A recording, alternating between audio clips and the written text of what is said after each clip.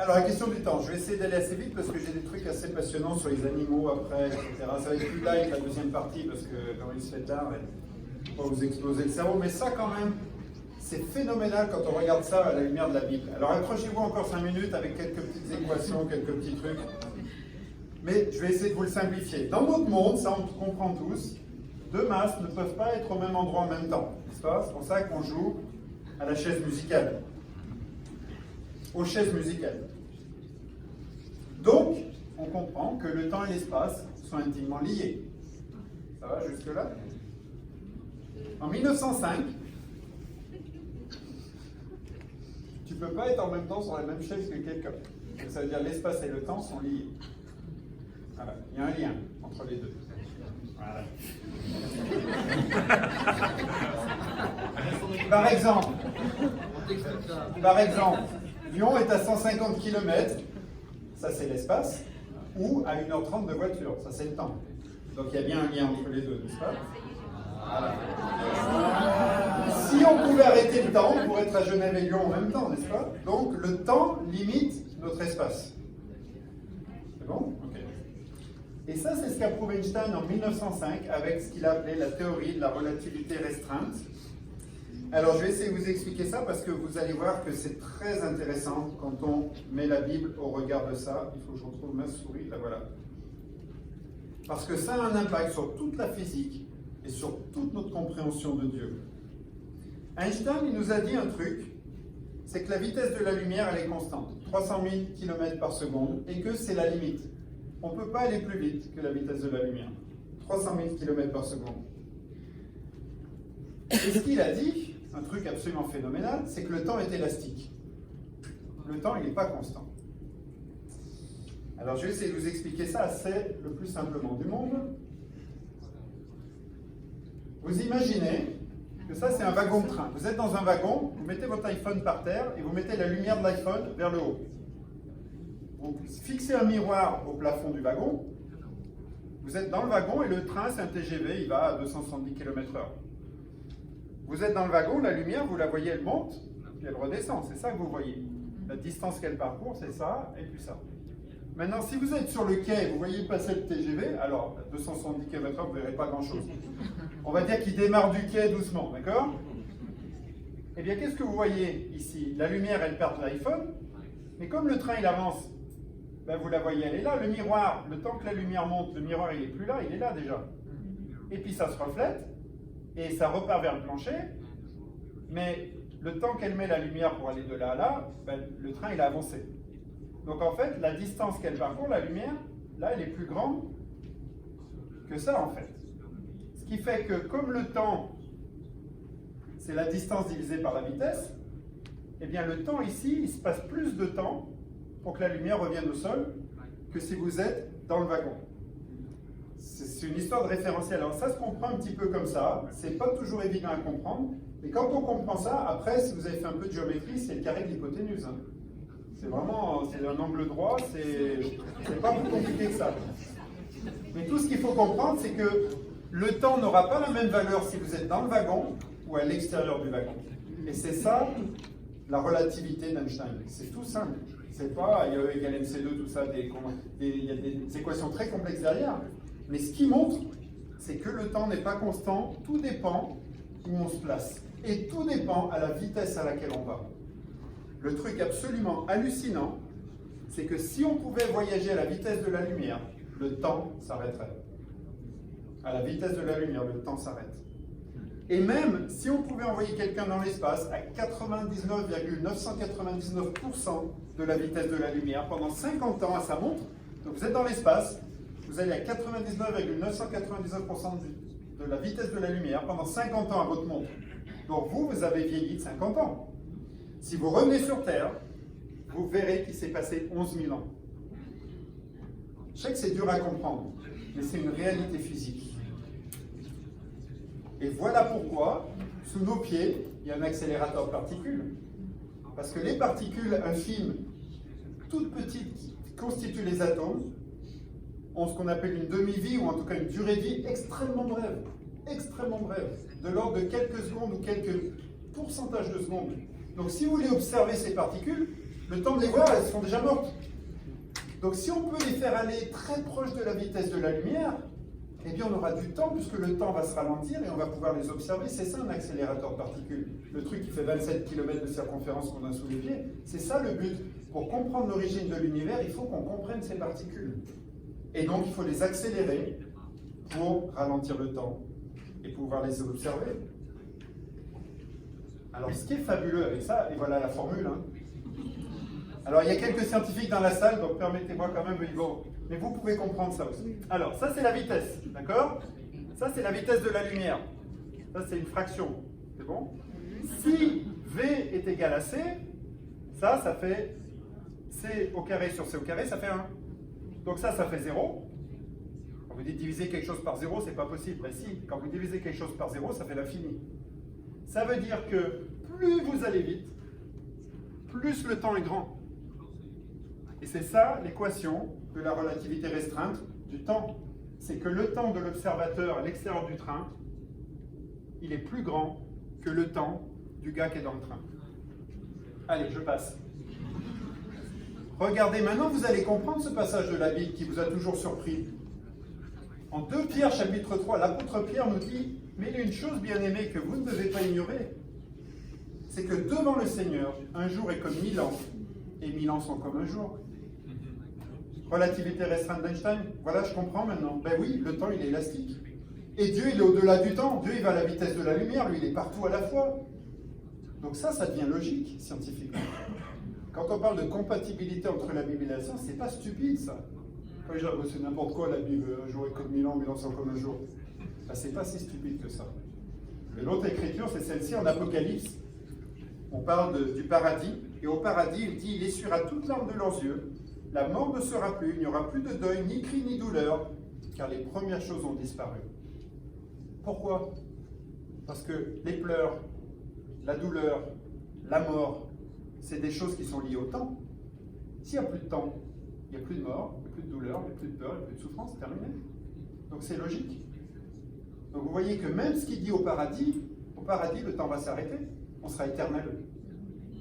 Donc il n'y aura plus les choses qui sont liées au temps. La mort, ça va nous arriver à tous, un jour ou l'autre. Enfin, coronavirus ou pas, mais ça va nous arriver un jour ou l'autre. Mais au paradis, il n'y a plus de temps, il n'y a plus de faim, il n'y a plus de mort.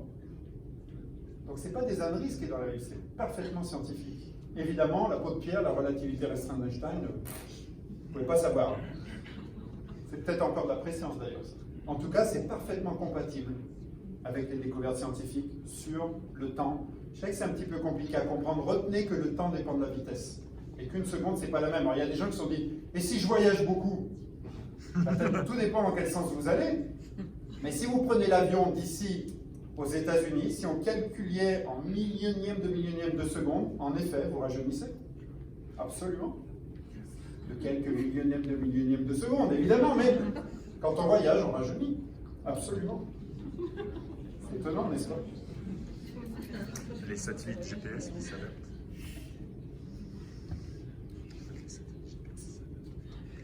Alors voilà le fameux Large Hadron Collider qui est sous nos pieds, 27 km comme j'ai expliqué. Bon, je vais passer rapidement là-dessus. Je pensais faire la pause café à ce moment-là, c'est pour ça que j'ai mis ça, mais votre cerveau n'a pas eu de café, désolé, il y a de l'eau ici, donc il va falloir tenir un petit peu plus. Allez, on va passer à des sciences un peu plus abordables et plus simples. Ça, c'est ma passion. La botanique, c'est ce que j'ai étudié le plus, c'est vraiment ce que j'adore. Et on va voir ici vraiment la compatibilité là, de la Genèse avec ce qu'on sait de l'apparition des plantes et de l'évolution des plantes. En aparté, je veux juste dire qu'aujourd'hui, je n'aborde pas la création et l'évolution. C'est un sujet à part entière. Si vous voulez, je reviendrai pour faire une conférence là-dessus. Mais il faudrait 2 sessions, au moins de 50 minutes, pour juste parler création-évolution, les différentes manières de penser, quel est le rapport avec la Bible, est-ce que c'est compatible ou pas, etc. Mais on va aborder quand même la Genèse. Alors, dans la Genèse, au chapitre 1, au tout début, et au verset 11, je vais vous lire le passage. Je ne l'ai pas mis en diapo. Voilà ce que la Bible dit. Puis Dieu dit que la terre se couvre de verdure, d'herbes porteuses de semences, d'arbres fruitiers donnant sur la terre des fruits selon leur espèce, et ayant en eux leurs semences. il en fut ainsi. Petit verset tout bête, hein, Dieu a créé les plantes. Okay. Il faut regarder ça d'un peu plus près. La première chose qu'il crée, il dit que la terre se couvre, il y a 3 termes utilisés. La verdure, l'herbe porteuse de semences et les arbres fruitiers. Et dans cet ordre-là, c'est cité dans la Bible. La première chose, c'est la verdure. En hébreu, c'est le mot déchet, qui signifie en effet de la verdure, de l'herbe tendre. C'est ça. Quelqu'un sait ce que c'est, ça? Fabuleux. C'est une prêle. C'est pas loin des fougères. Vous avez aussi les fougères. Les prêles et les fougères existaient il y a 300 millions d'années. Avant les dinosaures, elles étaient déjà sur la Terre. C'est des plantes très simples, ça. C'est des mauvaises herbes dans les jardins, les prêles. Hein. Ça a des vertus thérapeutiques pour ceux qui sont dans les vertus thérapeutiques des plantes. Il y a pas mal de vertus thérapeutiques. La prêle, la fougère, les mousses et les lichens. C'est les plantes les plus simples qui existent. Il n'y a pas plus simple que ça. On a tous appris la reproduction des fougères à l'école avec les spores dessous. C'est vraiment un truc, c'est basique de chez basique. Et quand on étudie l'évolution des végétaux, les fossiles et l'histoire des végétaux, les premières apparues sur Terre, absolument, ce sont celles-là. La deuxième, c'est Ézeb. Ézeb, c'est ce qu'on appelle les gymnospermes. Gymnosperme, ça veut dire semence nue, gymno, gymnastique. Les athlètes, ils étaient nus au début quand ils faisaient de la gymnastique. Gymnosperme, c'est semence nue. C'est des plantes très simples qui sont directement fécondées par le pollen. C'est-à-dire, il n'y a pas d'ovaire. Vous allez voir que dans les plantes, on verra une plante à fleurs après, comment c'est fait. Vous avez le pin parasol ici, et celui-ci. Vous connaissez celui-ci? De loin, c'est un peu compliqué. Si vous voyez les feuilles, vous pourriez dire. C'est un ginkgo. Le ginkgo, il existe depuis 270 millions d'années sur Terre. On appelle, comme les fougères d'ailleurs et les prêles, ce qu'on appelle des fossiles vivants, parce qu'ils sont là depuis tellement longtemps. Eux aussi ont vu les dinosaures. Eh bien, dans l'évolution des végétaux, on dit aussi que les gymnospermes sont une évolution des premières plantes, des prêles et des fougères. Et puis le dernier, c'est Etz, en hébreu, qui veut dire les arbres fruitiers, on va dire. Ce qu'on appelle en termes botaniques les angiospermes, ce qui veut dire semences cachées. Ça, c'est les plantes à fleurs. Quand vous voyez une pomme de pin, par exemple, sur les conifères qu'on a vu avant, vous les voyez, les petites graines. Sur un pommier, vous ne les voyez pas, les graines. Elles sont cachées à l'intérieur du fruit. C'est ça. Et ça, c'est très évolué parce que du coup, ça protège les graines. Donc, c'est plus évolué que les autres. Et voilà un petit peu. Vous avez ici un pommier, un cerisier. Et ça, c'est les plantes les plus évoluées dans l'évolution et l'apparition des végétaux sur Terre. On est d'accord pour dire que c'est celles qui sont apparues en dernier. Donc la Bible, elle est parfaitement conforme à ce que la science nous dit sur l'ordre d'apparition des végétaux sur Terre. C'est frappant de ce petit verset que la Terre se couvre de verdure, d'herbes porteuses de semences et d'arbres fruitiers. Les 3 sont cités et dans le bon ordre. Si c'est Moïse qui a écrit ça, il n'était pas botaniste, il ne pouvait pas savoir. C'est aussi de la préscience, mais c'est fabuleux de voir que c'est parfaitement conforme à ce que la science nous dit sur l'apparition des végétaux sur Terre. C'est exactement la même chose sur les animaux. On ne va pas le faire là, mais si vous lisez la suite de l'apparition des animaux, ça commence dans l'eau, et puis sur Terre, etc. Les reptiles, tout ça, c'est exactement dans l'ordre de ce que nous dit la science sur l'apparition des animaux sur Terre, qui s'est apparu par création, par évolution, un mix des deux, peu importe. C'est l'ordre qui compte. C'est absolument le bon ordre de ce qu'on retrouve dans les fossiles. Donc, vous voyez que les théories humaines, elles vont, elles viennent, mais la parole de Dieu dit la même chose depuis plus de 4000 ans. Alors, on continue avec la botanique. Alors ça, voilà la fleur qui m'a fait devenir chrétien. Franchement, c'est la fleur. Quand on a étudié ça, je me souviens du jour où j'ai étudié cette fleur en cours botanique. Et je me dis, tu rigoles, c'est pas possible. Tu veux me faire croire que ça vient juste du hasard. C'est une fleur magnifique et surprenante, qui est toute simple, vous en voyez partout, qui s'appelle la sauge. Et la sauge, elle a un truc particulier. Elle a une étamine à pédales. Fabuleux. Donc vous avez l'insecte qui vole, et puis il voit cette magnifique fleur. Et cette fleur, elle est tellement bien faite, elle a une piste d'atterrissage. Ici. Donc ici. Et ici, au fond, il y a du nectar, évidemment. Pourquoi? Pour qu'il s'enfonce à l'intérieur. Donc il atterrit, sans le nectar, il va se plonger là-dedans. Et en se plongeant, il va appuyer sur l'étamine qui est fixée ici, avec une pédale, le pollen il est là, et en appuyant, l'étamine va venir sur le dos de l'insecte déposer le pollen. Alors j'ai une petite vidéo, désolé pour la musique qui est un peu ridicule, mais vous pouvez le faire avec une aiguille. Vous voyez, quand vous rentrez une aiguille à l'intérieur de la fleur, regardez ce qui se passe, les étamines descendent et viennent se poser sur le dos de l'insecte, et elles remontent après. Encore une fois, hop. Et moi j'adorais, je faisais ça pendant des heures, je trouvais ça fabuleux.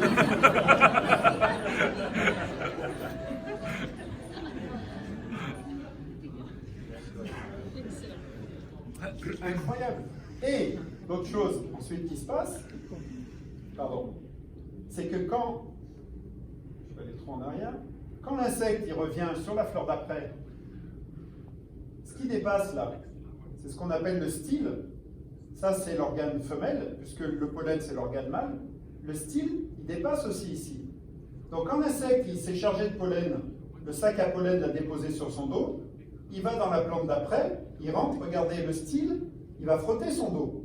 Le pollen va se déposer ici, il va germer à l'intérieur du style, jusqu'aux ovaires qui sont ici. Dans les ovaires, il y a des ovules, et ça va féconder, et ça va devenir une graine, et ça va reproduire la plante. Voilà exactement comment ça se passe. Vous voyez que là, il y a des ovaires et des ovules, comme chez les femmes, qui sont cachés au fond. Une autre chose fabuleuse, c'est la graine. Vous voyez, une graine, c'est manger des pommes, vous voyez, une graine. À l'intérieur d'une graine, c'est absolument fabuleux. Alors, c'est tout en anglais. Mais vous avez à l'intérieur de la graine la plante pratiquement entière. Vous avez tout ce qu'il faut pour faire la plante. Vous avez la plante, vous avez l'énergie, vous avez la nourriture, vous avez tout ce qu'il faut. Et une simple petite graine, c'est d'une complexité incroyable. Il y a des capteurs de température et d'humidité. Comment la graine, elle sait quand il faut germer? Il n'y a pas quelqu'un qui vient dire « Ok, c'est le moment, vas-y, pousse un peu, germe ». Non, il y a des capteurs de température et d'humidité extrêmement sophistiqués. Comment la graine sait, je ne sais pas si ça vous a jamais posé la question, moi ça m'intriguait, comment la graine elle sait que la tige elle doit aller là et la racine elle doit aller là? Pourquoi elle ne ferait pas l'inverse de temps en temps? Une graine peut rester dormante, vous savez pendant combien de temps? Le record qu'on a trouvé, une graine qu'on a trouvée, qu'on a fait germer, 1000 ans. Les graines peuvent dormir, on dit qu'elles sont en dormance pendant 1000 ans, vous la semez et elle germe. La graine est quelque chose d'absolument incroyable. Alors il y a un autre truc absolument phénoménal, d'une simplicité basique, c'est ça. C'est une feuille de quoi ça? Ariana. Dove Ariana? Cos'è? Basilico. Basilic, les Italiens ils en mettent de partout des basiliques. C'est une feuille de basilic, ça paraît bête, c'est vert. Pourquoi c'est vert? On sait tous. Il y a de la chlorophylle à l'intérieur. Bon, est-ce que vous savez ce qui se passe là-dedans? Je ne vais pas vous l'expliquer parce que vous aurez vraiment mal à la tête, mais je vais vous faire voir juste ces trucs pour vous faire un peu mal à la tête. Mais ça aussi, ça m'a smatché quand j'ai étudié ça. Au niveau chimique, ce qui se passe dans cette feuille, c'est absolument étonnant. Il faut savoir que l'énergie totale capturée par l'ensemble des feuilles dans le monde, c'est 10 fois la consommation d'électricité de la planète. Un millième, ce qui est énorme, un millième de l'insolation, c'est-à-dire du rayonnement solaire, est capté par les feuilles des végétaux. Et donc, quand vous prenez un microscope, qu'est-ce que vous allez voir dans cette feuille? Vous allez voir ça. Pardon, ça c'est l'équation. Vous allez voir les cellules, vous voyez les cellules, et les petits grains où il y a la chlorophylle qui s'appellent des chloroplastes, c'est-à-dire des grains de chlorophylle. Ça, c'est l'équation de la photosynthèse. On a tous entendu parler de la photosynthèse. En général, on dit les plantes, elles bouffent le dioxyde de carbone, le gaz carbonique, elles rejettent de l'oxygène. C'est un peu vrai, mais c'est une simplicité. Mais vous prenez du gaz carbonique et de l'eau, c'est tout bête, hein, du gaz carbonique et de l'eau, et vous fabriquez des sucres, de l'oxygène et de l'eau. C'est ça la photosynthèse. Alors, on rentre dans la feuille. Voilà une coupe d'une feuille de basilic. Alors vous avez la membrane, vous avez ce qu'on appelle, on peut dire les veines, hein, ceux qui transportent la sève, etc. Vous avez des pores ici, des ouvertures, vous avez une autre membrane, vous avez des chloroplastes à l'intérieur. Où ça commence, ça c'est juste la feuille. Et vous rentrez dans un chloroplaste, voilà un chloroplaste, vous avez des empilements de structures à l'intérieur, qui a un nom très savant, qui s'appelle les thylakoïdes. Et la photosynthèse, elle se passe là, dans la membrane de ces trucs-là. Et dans la membrane de ces trucs-là, il se passe des réactions chimiques, mais d'une complexité absolument phénoménale. Je vais juste vous les faire voir pour vous faire peur. Vous avez une partie qui est le soleil qui vient taper là, sur ces granules, les thylakoïdes, et qui produit de l'énergie. Donc une première partie qu'on appelle la phase claire, parce qu'on a besoin de la lumière vient frapper là, et ça produit de l'énergie. Et cette énergie, ici, va être utilisée dans une deuxième phase, qui s'appelle la phase sombre, parce qu'il n'y a pas besoin de la lumière, c'est pas que ça se passe la nuit, hein, c'est juste qu'il n'y a pas besoin de lumière, pour fabriquer le sucre dont la plante a besoin. Alors si vous voulez avoir vraiment mal à la tête, voilà la membrane du petit truc vert là, le petit granule de thylakoïde, voilà la membrane. Quand j'ai expliqué ça à des étudiants à l'école biblique européenne, j'aurais expliqué le mécanisme. Mais là, je vous ferai très mal à la tête. Mais il y a des ions qui passent par là, il y a des atomes qui passent par là, des hydrogènes qui perdent des électrons, qui repassent, etc. pour produire de l'énergie. C'est absolument incroyable. Donc, si vous voulez, je vous l'expliquerai un autre jour. Et ensuite, le cycle de Calvin qui circule avec le CO2, avec les nutriments, etc. pour fabriquer du sucre à partir de l'énergie qu'on a fait dans la première phase et le gaz carbonique. Et la seule question que je vous pose, c'est est-ce que ça, vous pensez vraiment ce qui se passe dans une feuille, ça vient juste du hasard? Et moi, c'est la question que je me suis posée quand j'ai étudié ça. J'ai dit, mais c'est juste pas possible ce truc-là. Et quand vous l'étudiez au niveau chimique et au niveau électron, électronique, qu'est-ce qui se passe vraiment? C'est incroyable.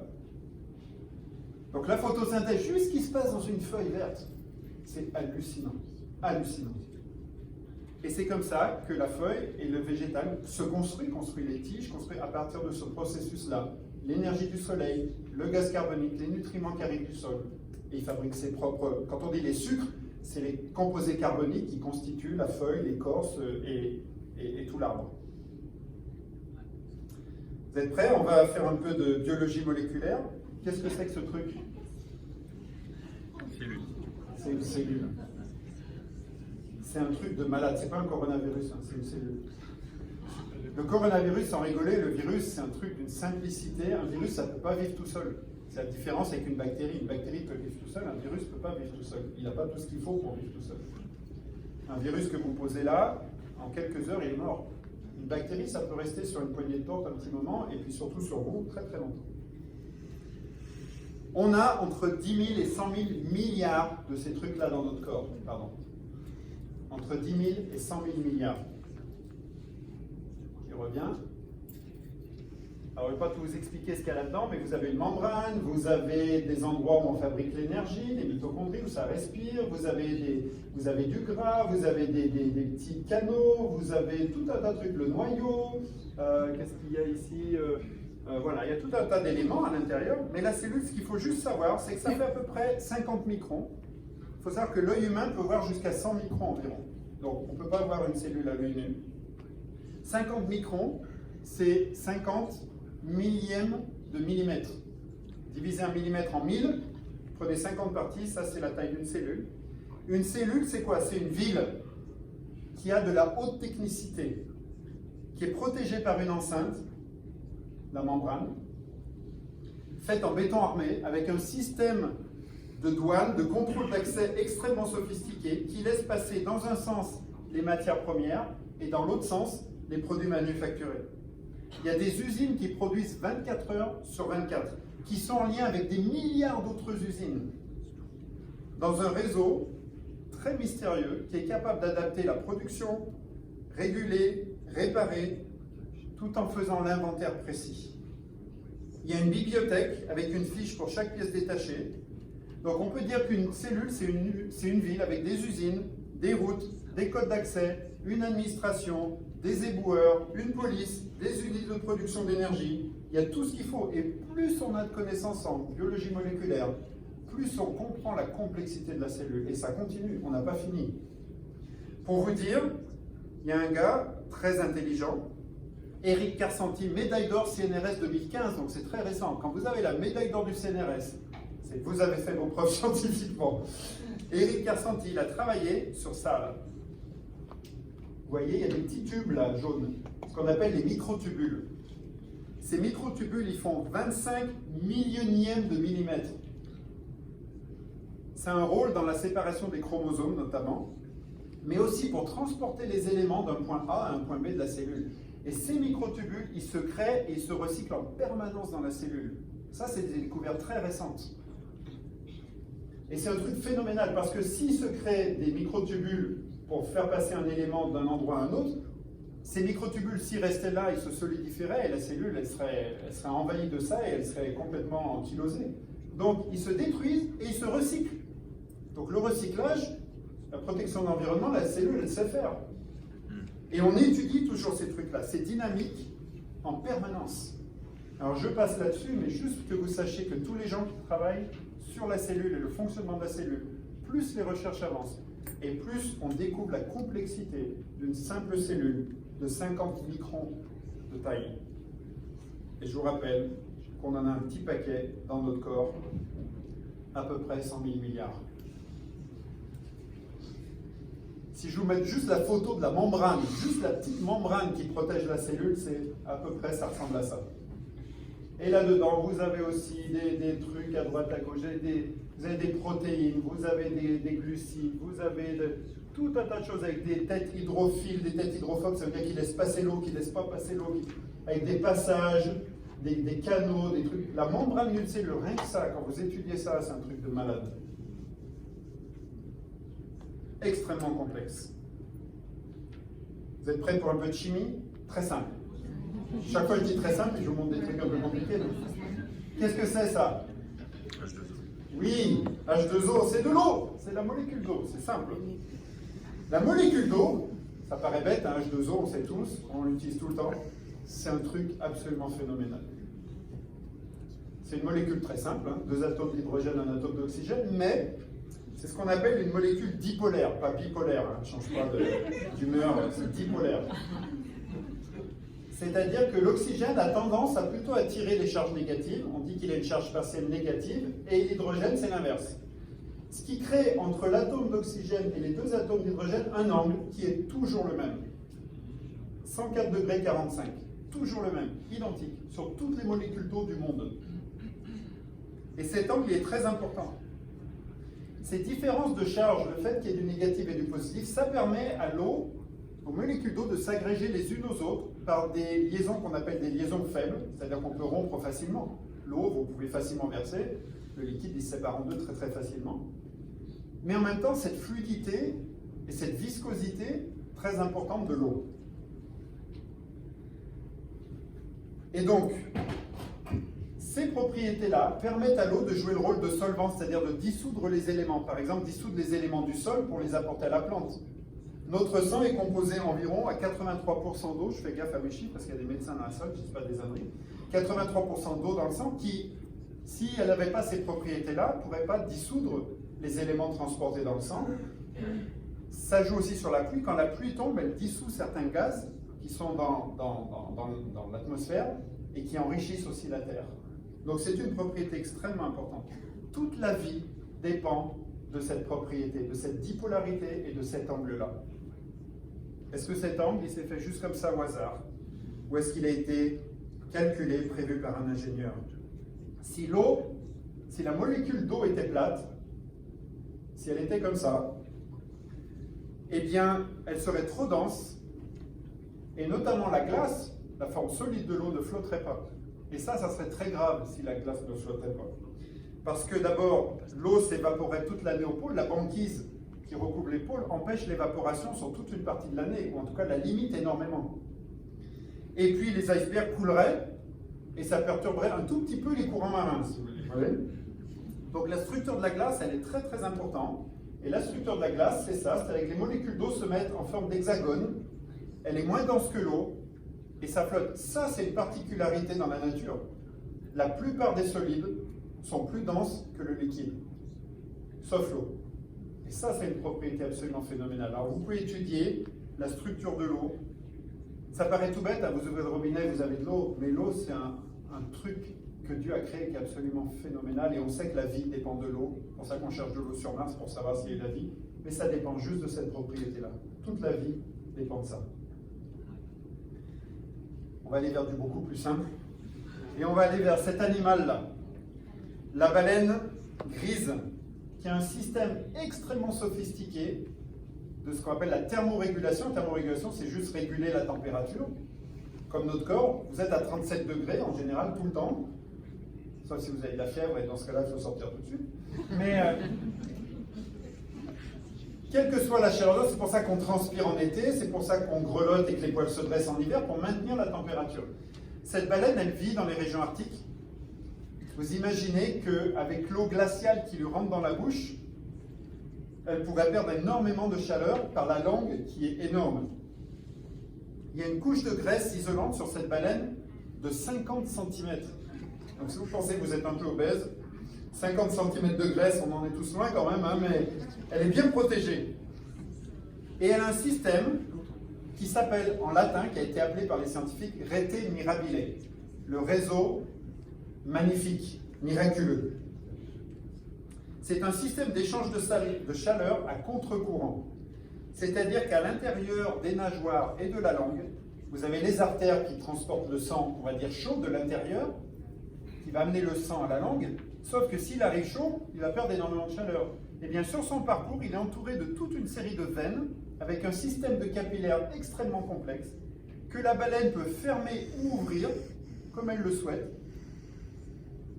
et qui fait qu'une partie de la chaleur retourne aux veines, ce qui évite qu'elle aille au bout de la langue et perdue dans l'eau, et en même temps qui réchauffe les veines qui viennent du bout de la langue où c'était froid et qui vont vers l'intérieur. Donc c'est un double effet d'éviter les déperditions et de ramener la chaleur vers l'intérieur au moment où le sang arrive vers la langue, ou les nageoires, les extrémités d'ailleurs. Et ça c'est un truc hallucinant. Si vous voulez, le nom scientifique, c'est des anastomoses artério-veineuses, les médecins connaissent bien ça. Mais elle a la capacité de fermer, c'est des ponts entre les veines et les artères qu'elle a la capacité d'ouvrir, de fermer, selon la température. Pareil, pour tous ces animaux-là, posons-nous la question, est-ce que c'est vraiment le hasard qui a créé ça? Celui-ci, vous le connaissez? Je vous ai dit, ça va être de plus en plus simple. Là, on arrive sur Disney au niveau scientifique. Mais Disney est très juste au niveau scientifique. Ça, c'est un poisson qui existe, en vrai. Vous reconnaissez notre ami Nemo, là. On l'appelle le poisson pêcheur. Et si vous le voulez voir en vrai, voilà à quoi il ressemble. C'est horrible. Vous voyez comment Disney a bien imité? Bon, ils ont allongé un peu les dents, hein, pour faire plus dramatique. Hein. Mais quand même, ce poisson pêcheur, il a un leurre, ici. Et ce leurre, il est luminescent. Et donc les autres poissons arrivent, ils pensent que c'est un truc à bouffer. C'est-à-dire ils pêchent avec une canne à pêche. Ils arrivent et quand ils arrivent là, pouf, ils le bouffent. Et vous savez ce qui produit la lumière à l'intérieur là? C'est une bactérie. Il y a une bactérie luminescente à l'intérieur de ce truc pour leurrer les autres poissons et pour les bouffer quand ils pensent que ça c'est un petit ver ou un truc à bouffer. Pareil, est-ce que c'est vraiment arrivé par hasard? Allez, on va regarder une petite vidéo. Un autre poisson fantastique, le poisson archer. Ah mince, j'ai pas le son là. C'est pas grave. Vous l'avez? Oui, oui.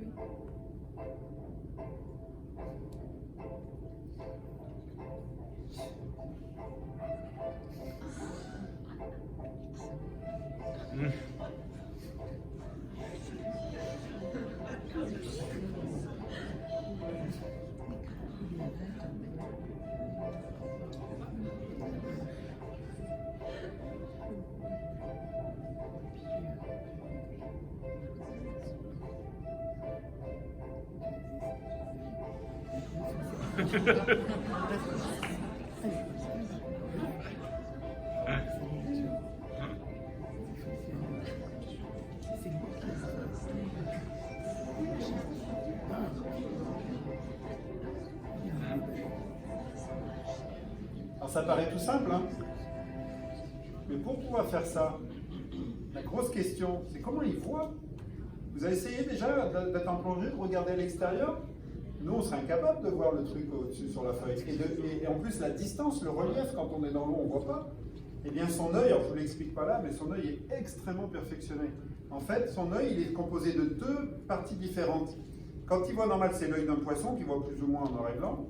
Et quand il bascule, l'œil bascule, bien sûr, quand on fait ça. Et d'un côté de l'œil, il y a des cônes extrêmement différents qui voient de manière très très précise, comparable à l'œil humain, en couleur, et qui voient les distances. Et ensuite, on a fait des expériences en laboratoire, on a mis des insectes à différentes distances, il calcule exactement la distance du jet d'eau. Alors ça, c'est un film, il n'y réussit pas au premier coup. Mais il va adapter, et petit à petit, il va trouver le bon réglage, et à tous les coups, il va toucher sa cible. Voilà, est-ce que ce poisson-là, il a eu une idée un jour, par hasard, de faire ça? Alors, l'instinct est une chose absolument phénoménale. Les marsupiaux, par exemple, comme certains d'entre nous, ils sont nés, ils n'étaient pas finis, il y en a toujours pas finis, mais bon. Les marsupiaux, ils rentrent dans la poche, ils sont complètement aveugles, et ils rentrent dans la poche, ils font moins de 2 cm, ils sont aveugles, ils n'ont aucune aide de la mer, et ils savent exactement où ils vont sortir et se mettre dans la poche. Et les autres qui sont derrière, c'est ce qu'ils font, ils attendent leur tour. On ne sait pas pourquoi. Comment ce petit truc de moins de 2 cm, il sait exactement aller, quoi faire, et attendre son tour. Les anguilles. Est-ce que vous savez que toutes les anguilles d'Europe vont se reproduire au même endroit, dans la mer des Sargasses? La mer des Sargasses, c'est vers le triangle des Bermudes, vers, on va dire, comment on dit, les Bahamas par là, toutes les îles par là-bas. Toutes les anguilles d'Europe font 8000 km pour aller se reproduire là-bas. Toutes. Elles traversent tout l'océan Atlantique. Elles sont en Suède, elles sont en Pologne, elles vont aller se reproduire dans la mer des Sargasses. Et elles naissent toutes là-bas et elles retournent sur leur lieu de naissance. 1. Comment c'est possible? 2. Comment elles retrouvent le chemin? On ne sait pas vraiment. On peut juste dire c'est de l'instinct. Et puis une autre chose fabuleuse, alors ça, on va retomber, désolé, c'est un peu de maths, mais les alvéoles des abeilles qui sont hexagonales, on le sait tous. L'abeille, c'est quoi son intérêt? C'est de se reproduire, c'est de nourrir ses larves. Et donc, elle est obligée de construire des nids. Et donc, elle veut utiliser le moins possible de matériaux pour pouvoir construire son nid, parce que le maximum d'énergie et de nourriture, elle veut le donner à ses larves. Elle ne veut pas le mettre dans la maison. Elle veut donner à manger. Eh bien, on s'est posé la question, quelle est la forme, mathématiquement, quelle est la forme géométrique qui est la plus efficace, c'est-à-dire qui est la plus solide et qui utilise le moins de matière possible? Ça aurait pu être carré, ça aurait pu être rond. Alors, pour être tout à fait honnête, l'abeille, elle ne fait pas tout à fait des hexagones. Parce que les propriétés physico-chimiques de la cire font que quand elle dépose la cire va se mettre elle-même en forme d'hexagone. Donc ce n'est pas l'abeille qui la façonne, mais en tout cas, comme elle le fait, le résultat, c'est que ça va être des hexagones. C'est un des plus vieux problèmes mathématiques au monde. C'est ce qu'on appelle la conjecture du nid d'abeille.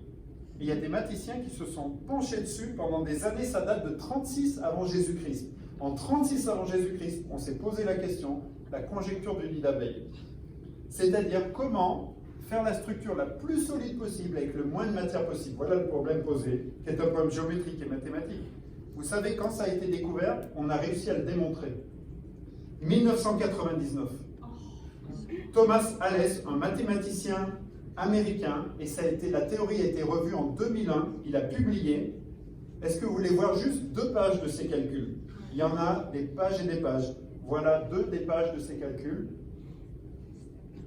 Ça fait très mal à la tête. J'ai même pas lu tout ça. Le résultat de ces calculs, il a démontré et prouvé que la forme qui est la plus solide et qui utilise le moins de matière, c'est l'hexagone. L'abeille, elle le savait. L'abeille, elle le savait. Elle n'avait pas besoin de faire tout ça, elle. Et depuis 36 avant Jésus-Christ, on s'est posé cette question. Il y a juste 20 ans, on a pu le démontrer mathématiquement. Est-ce que c'est vraiment le hasard? Est-ce que vous me permettez de refaire un peu de maths, parce que quand même, c'est génial, vous allez voir, c'est formidable. Alors, les nombres gouvernent le monde. Qui est-ce qui a dit ça? Un grand mathématicien qu'on connaît tous, il nous a tous saoulés à l'école. Pythagore. Ah, Pythagore. 540 avant Jésus. Et un autre qui a dit, le livre de la nature est écrit en langage mathématique. Un autre très connu, Galilée, en 1623. Et à la fin du 19e siècle, on commence à passer de la philosophie aux mathématiques. Et là, ça devient vraiment intéressant. Et on va parler de notre copain. Celui-là, vous connaissez? Pi est un nombre absolument... On va parler de 2 nombres fabuleux dans la nature. Il y en a plein d'autres, mais j'ai sélectionné Pi, parce qu'on le connaît tous. Archimède a été le premier à le calculer. Au 3e siècle avant Jésus, il a donné 2 décimales. On les connaît tous? Ça va? Ouais. Bon. 14, 3,14. Ça, c'est Archimède. En 1706, on arrive à 100 décimales. En 1949, 2037 décimales. 1973, 1 million. Et l'année passée, 2019, on est à 31,415 milliards de décimales de pi. C'est quoi, pi? La définition, c'est le ratio, la circonférence, la longueur du tour d'un cercle et le diamètre. Et la question, c'est comment une figure aussi simple qu'un cercle, pas plus simple, il n'y a pas plus bête qu'un cercle, peut être gouverné par un nombre aussi complexe que pi. Vous divisez, vous mesurez la longueur du tour du cercle, vous divisez par la longueur du diamètre, vous tombez sur pi à tous les coups, pour tous les cercles. Vous avez tous appris ça, que j'aime à faire apprendre un nombre utile aux sages, immortel, Archimède, artiste, ingénieur et tout. Si vous voulez apprendre les premières décimales de pi, les 25 premières au moins par cœur. Ça, c'est des trucs de mathématiciens et de scientifiques, on s'éclate, on essaie de battre des records, ça combien on peut en mémoriser, ça sert absolument à rien, mais c'est marrant. Pi est extrêmement précis. Par exemple, la millionième décimale de pi, c'est 1. C'est extrêmement précis. Vous savez qu'avec 10 décimales de pi, simplement, on peut calculer la circonférence de la Terre à plus ou moins 1 cm de précision, avec seulement 10 décimales de pi. C'est un nombre absolument fascinant. Il y a un théorème qui s'appelle le théorème de Cesaro, c'est un Italien, évidemment, avec un nom pareil, du 19e siècle, mathématicien 19e siècle, qui a prouvé et qui a démontré que c'est une probabilité. Vous prenez deux nombres au hasard. La probabilité que ces deux nombres au hasard, par exemple, je prends 27 et 32. En fait, je ne les ai pas pris au hasard. Mais 27 et 32, est-ce qu'ils ont un diviseur commun? Ben non. 27, c'est 3 fois 9. 32, c'est 4 fois 8. Le seul diviseur commun qu'ils ont, c'est 1. On dit que ces nombres-là sont premiers entre eux. Eh bien, la probabilité que vous prenez deux nombres entiers au hasard, la probabilité qu'ils soient premiers entre eux, c'est exactement 6 sur pi au carré. Qu'est-ce que pi vient faire là-dedans? On n'en sait rien, mais ça a été démontré mathématiquement. Pi a le don d'ubiquité, il est partout. Et je vais vous montrer quelques exemples, puisque l'année passée, au mois de mai, il y a eu un numéro spécial de Pour la Science sur les nombres. Il y avait plein d'articles sur pi, alors je me suis jeté dessus évidemment, et j'ai lu ça avec appétit. Je vais vous parler des aiguilles de Buffon, certains connaissent peut-être ça, les aiguilles de Buffon, fabuleux. Buffon, c'est un naturaliste français du XVIIIe siècle, et vous prenez un parquet avec des lames de parquet, toute la même dimension, si vous avez bien fait votre parquet. Et vous prenez des aiguilles, d'accord, qui ont la taille de la largeur du parquet. Et vous prenez ces aiguilles et vous les balancez sur le parquet, comme ça. Et vous comptez combien il y en a qui sont à cheval sur deux lames de parquet. Jusque-là, c'est pas compliqué. Eh bien, vous faites cette petite opération. Vous avez jeté 100 aiguilles. Vous multipliez par 2, ça fait 200. Vous divisez par le nombre d'aiguilles qui ont coupé le parquet. Sur quoi vous allez tomber? Sur pi.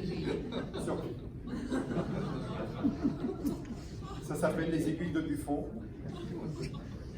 C'est un truc absolument hallucinant. Donc faites l'expérience à la maison, essayez. Alors il faut que vous ayez un parquet très régulier, hein, bien sûr. La longueur de l'aiguille, c'est la taille de la largeur du parquet, ou même un peu moins, ça marche aussi, mais normalement c'est la taille de la largeur du parquet. Prenez une aiguille, un crayon, vous coupez un papier, un bout de bois, ce que vous voulez. Vous en faites plusieurs, vous essayez, vous verrez. La probabilité, ça veut dire que vous en jetez beaucoup, faites la moyenne, vous allez vous approcher de 3,14. Un autre truc hallucinant, c'est les collisions des billes. Donc vous prenez des billes, vous avez un mur là, vous avez une bille rouge et une bille bleue. On suppose que le choc il est parfaitement élastique, c'est-à-dire que toute l'énergie de la bille bleue est transmise à la bille rouge. Pour vous expliquer, c'est quand vous faites un carreau à la pétanque. Hein. Paf, la bille prend la place, l'énergie part. Un carreau, c'est pas élastique, mais bon. C'est-à-dire que toute l'énergie est transmise, ce qui n'est jamais vrai en réalité, parce que la table, elle frotte, et toute l'énergie n'est pas transmise, mais en mathématiques, en physique, on fait des suppositions irréalistes, c'est comme ça. Eh bien, si les deux billes ont la même taille, le même poids, qu'est-ce qui va se passer? Celle-là, elle va frapper là, l'autre, elle va aller contre le mur, elle va revenir et elle va taper celle-là. Combien de chocs il y a eu? 1, le choc contre le mur et le choc au retour. 3 chocs. Si la bille bleue est 100 fois plus lourde que la rouge, vous savez combien de chocs il y aura? 31. Si la bille bleue est 10 000 fois plus lourde que la rouge, il y aura 314 chocs. Si la bille bleue est 1 million de fois plus lourde que la rouge, 3141 chocs. Vous avez vu? 314, 3340, 3,14, 3,14, 1, etc. Après, il y aura un 5, n'est-ce pas? Etc. Un 9, un 2, un 6, etc. Toutes les décimales de pi. Et vous allez trouver comme ça cette formule. Le ratio des masses, s'il est 10 à la puissance de 2 fois n, le nombre de collisions, c'est les n premières décimales de pi. Ça, c'était pour la science l'année passée au mois de mai. Donc c'est des études et des découvertes très récentes, absolument phénoménales. Plus on cherche pi, plus on le trouve dans des trucs absolument hallucinants. Donc c'est pour ça que je crois que Dieu il a créé. Pi, c'était, vous savez, la pièce de Lego, la petite pièce de 2 là, que vous utilisez dans tout, quoi, qui passe partout, vous utilisez tout le temps. Quand il vous manque une pièce, vous mettez la petite pièce de 2, ça marche à tous les coups. Peut-être que Pi, c'est ça. C'est un des outils que Dieu a utilisé pour créer le monde. En tout cas, on le trouve de partout. Un autre truc hallucinant, c'est ce gars-là, Fibonacci.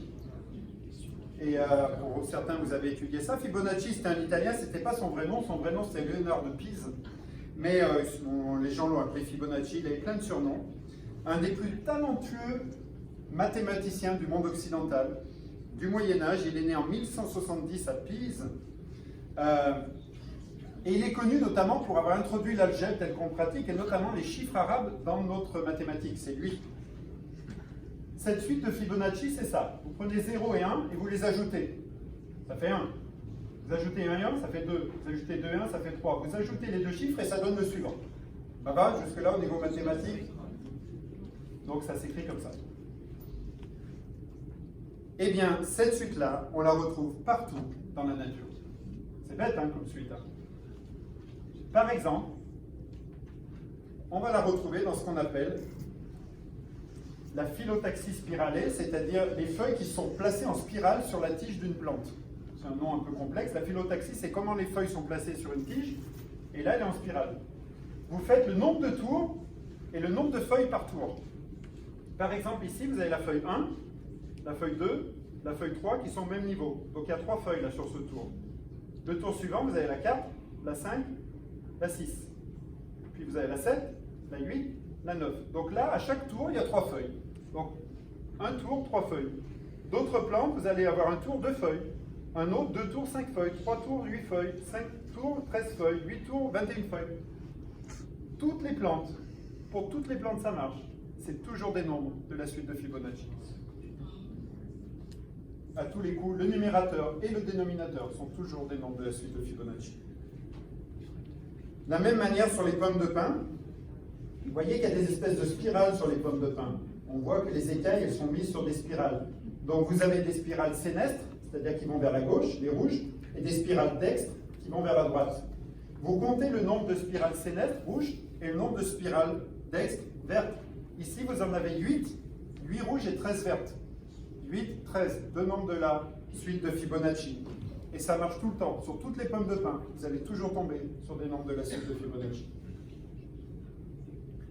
Alors, on la représente un petit peu comme ça. Ça, c'est la spirale. Et le nombre d'or qui est issu de cette suite-là, c'est-à-dire vous prenez un petit carré de 1, là, vous en mettez un autre à côté. Et à côté, vous dessinez un carré de 2 de longueur. Si vous dessinez un carré à côté, 2 plus 1, ça fait 3. 3 plus 2, ça fait 5. 5 plus 3, ça fait 8. Et donc, chaque fois que vous dessinez un carré, de côté, les 2 carrés précédents.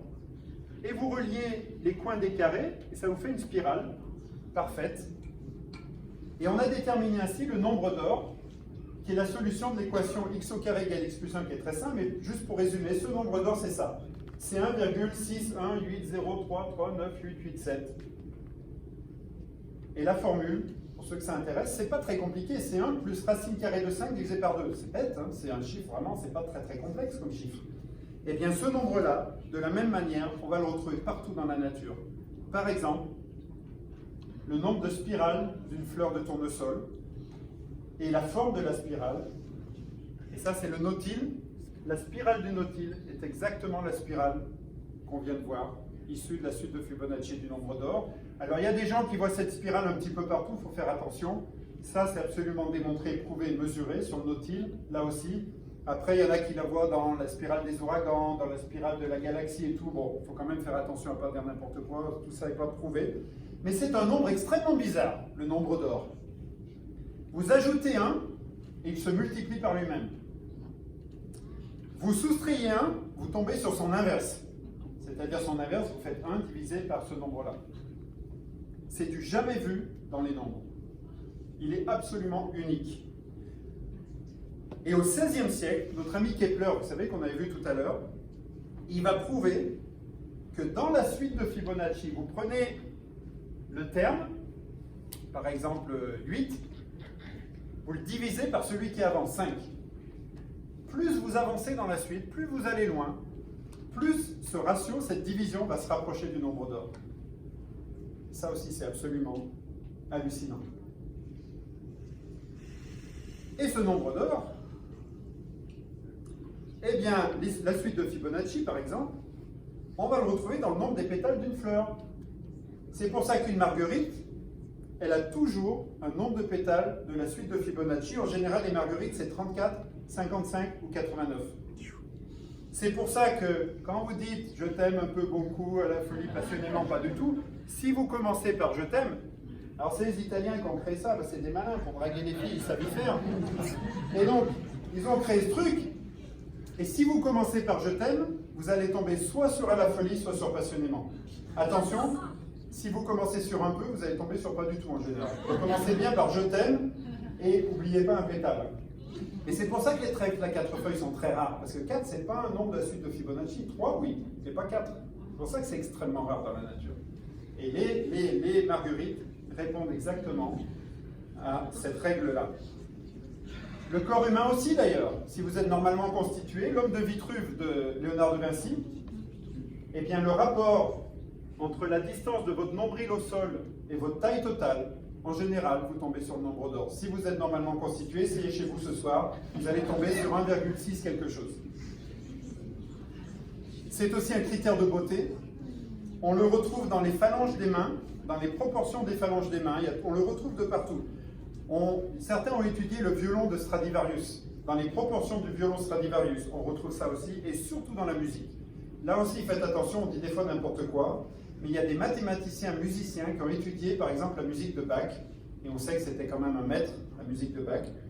On retrouve des séquences liées à la suite de Fibonacci, et des compositeurs ont essayé de composer la musique en respectant des écarts entre les notes, des fréquences de mesure, de répétition, etc., de la suite de Fibonacci, et ça sonne vraiment très joli.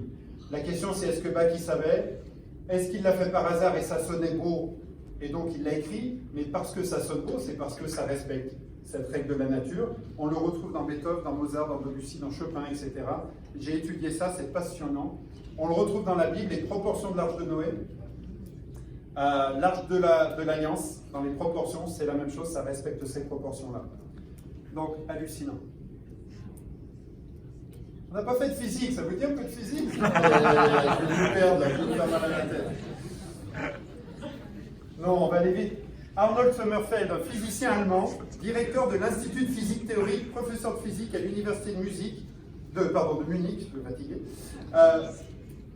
Il crée un appareil pour mesurer l'infiniment petit au cœur des atomes. Donc lui, il s'intéresse à l'infiniment petit. Et il découvre un nombre universel au cœur de la matière. C'est un nombre pur, un nombre qu'on dit sans dimension, un nombre qui est fixe, qui est tout petit, et qui décrit la force de l'électromagnétisme à l'intérieur des atomes. Ce nombre, c'est ce qu'on appelle la constante de la structure fine. C'est à peu près 1 divisé par 137, grosso modo. C'est tout bête, 137, c'est pas un nombre compliqué. Eh bien, ce nombre-là, on va le retrouver également partout. c'est le nombre, on va dire pour vous résumer, c'est le nombre qui rend notre réalité solide, qui rend la matière solide. Pourquoi ce nombre? Personne ne le sait à ce jour. Si on change un chiffre, notre réalité s'effondre. Ce nombre est fixé de manière à ce que tout fonctionne bien.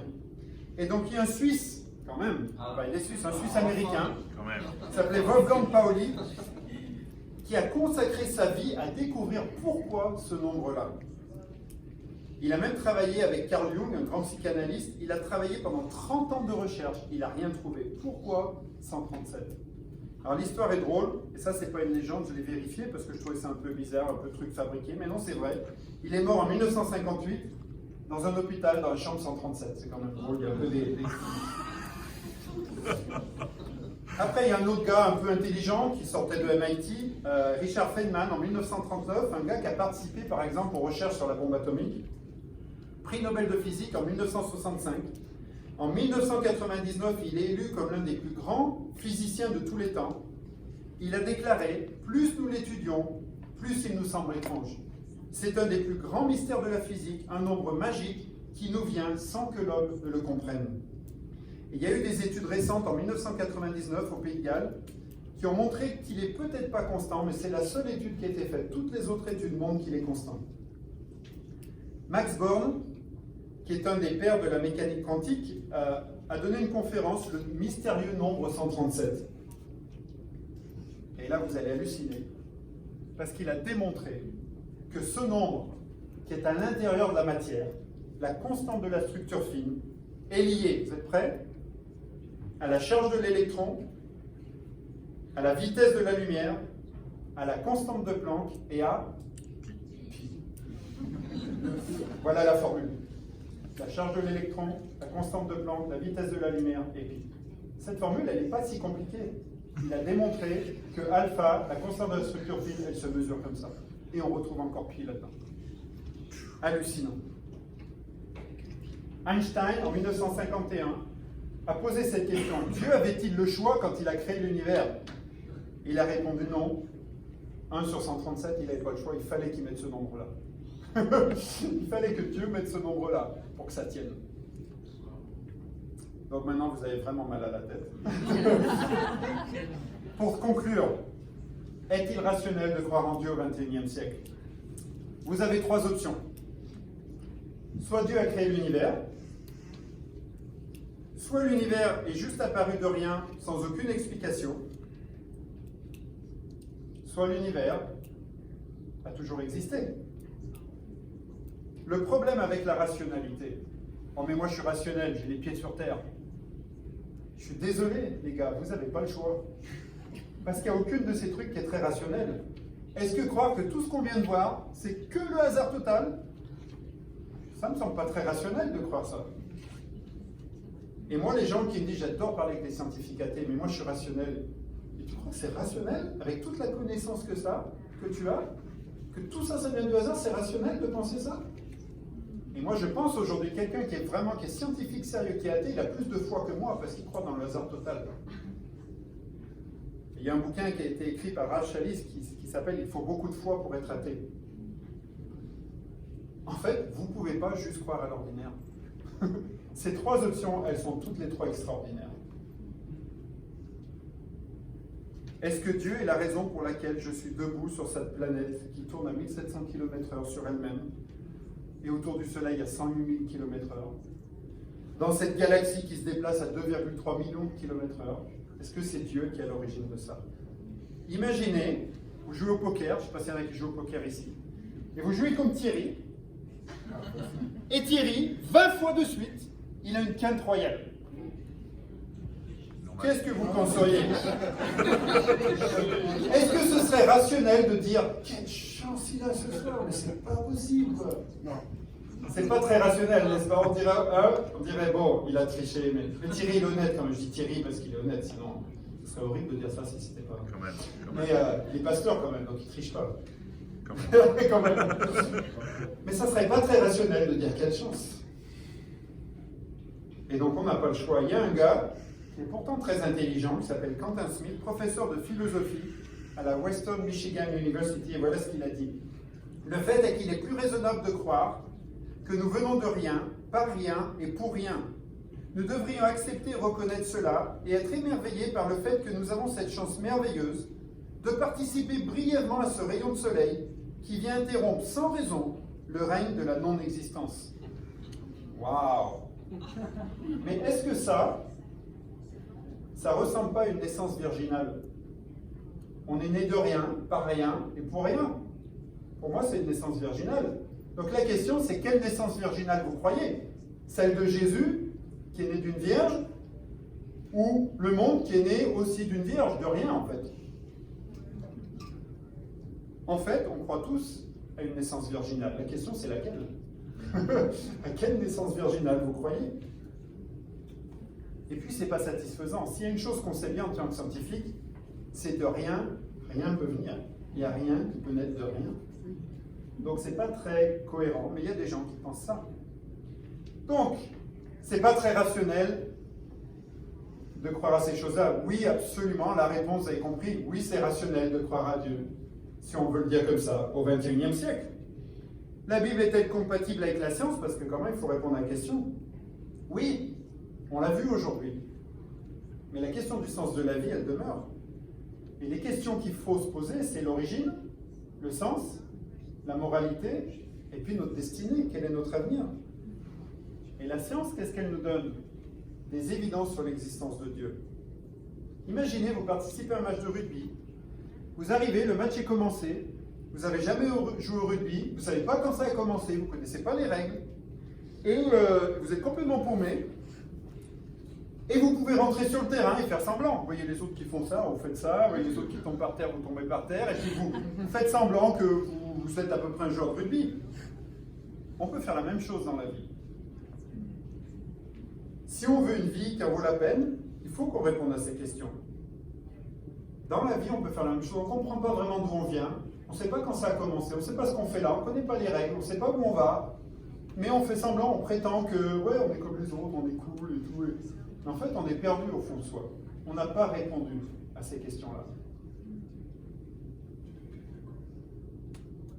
Et donc, la science nous donne des évidences sur l'existence de Dieu. Mais la science ne nous apprend pas à connaître Dieu, comme j'ai dit au départ. La science révèle l'existence, mais ne nous révèle pas Dieu. Seul Jésus peut nous apprendre à connaître Dieu. Et donc on peut dire que Dieu se révèle à travers la science, mais la révélation suprême, elle est dans la personne de son Fils Jésus. Et j'aimerais terminer avec cette écriture. En Jean chapitre 1, verset 18, l'évangile de Jean commence comme ça. Personne n'a jamais vu Dieu. Le Fils unique est dans le sein du Père, et celui qui l'a fait connaître. Et donc, si vous avez des questions, posez-les, cherchez. Moi, j'ai fait une recherche pendant 2 ans pour devenir chrétien. J'ai lu, j'ai posé des questions à des scientifiques, j'ai cherché l'archéologie, j'ai cherché la biologie. Je voulais me convaincre que c'était possible de croire. Et si c'est vrai, il y a des traces. Si c'est vrai, il y a des signes. Il y a des choses dans la science. Mais c'est Jésus qui va nous faire connaître Dieu. Et donc, si vous ne connaissez pas Dieu, et je sais que certains, vous avez commencé à lire la Bible, à l'étudier, peut-être que vous n'avez pas encore, c'est peut-être la première fois que vous venez à quelque chose comme ça, lisez l'évangile de Jean. L'évangile de Jean, 21 chapitres. Un chapitre par jour. En 3 semaines, vous avez lu un évangile. Peut-être que vous n'avez jamais fait comme moi, à 20 ans dans votre vie. Ça peut changer radicalement votre vie. Parce que c'est l'évangile qui vous aidera à connaître ce Dieu, l'amour qu'a ce Créateur qui a créé tout ça, ce monde incroyable. Tellement intelligent, tellement sage, tellement parfait, mais surtout avec tellement d'amour pour nous. Et donc j'aimerais vraiment vous encourager à ça, demander à la personne qui vous a invité aujourd'hui à étudier profondément, à vous aider à comprendre le Dieu de la Bible et le Dieu qui nous a créés. Et sachez que c'est parfaitement compatible avec la science. Je vous ai cité des découvertes de 2015, de 2010, des découvertes très récentes. J'ai fait 8 heures d'enseignement récemment là-dessus, je peux continuer, il y en a tellement d'autres d'effets comme ça. Ça, c'est un petit extrait de ce qu'on étudie dans la nature. Et pour terminer, je vais vous présenter quelques livres, si ça vous intéresse, je vous enverrai tout ça. Les fondements du christianisme, fantastique. Ça existe qu'en anglais, The Source. C'est un livre vraiment sur la création de Dieu à travers la biologie, la nature, etc. Stephen Hawking, Une brève histoire du temps. Si vous ne l'avez pas lu, c'est intéressant. Est-ce qu'il y a un Dieu? Je crois qu'il existe qu'en anglais, celui-là, Is There a God? Origine, le dernier livre de Douglas Jacoby. De la génétique à Dieu, Francis Collins. très très intéressant. Timothy Keller, The Reason for God existe en anglais. Il faut beaucoup de foi pour être athée, ça c'est en français. Et puis d'autres livres qui existent en anglais, Undeniable, Signature of the Self, j'adore Stephen Meyer. Et puis mon copain Mario Livio, Est-ce que God est mathématicien? Il existe en français celui-là. Voilà, mais le plus important, lisez celui-là d'abord, c'est bien plus intéressant et bien plus instructif. Je vous laisse mon adresse mail si vous avez des questions, des commentaires et tout. Et je vous souhaite une très bonne soirée, une bonne nuit avec tout ça dans la tête.